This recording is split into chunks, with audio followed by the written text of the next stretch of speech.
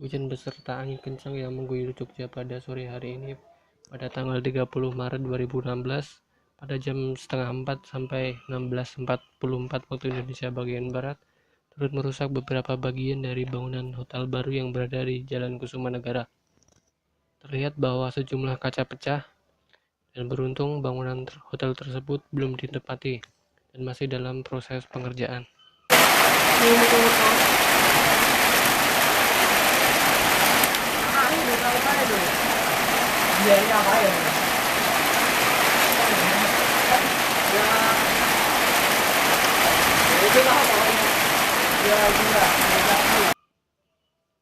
Tak hanya merusak kaca di gedung, hujan deras beserta angin kencang juga merobohkan sebuah pohon.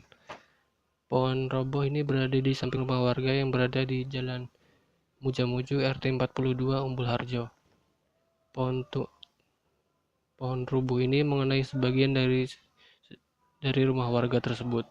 Belum diketahui berapa kerugian dari pohon tumbang dan pecahnya kaca. Ahyar Fatur melaporkan.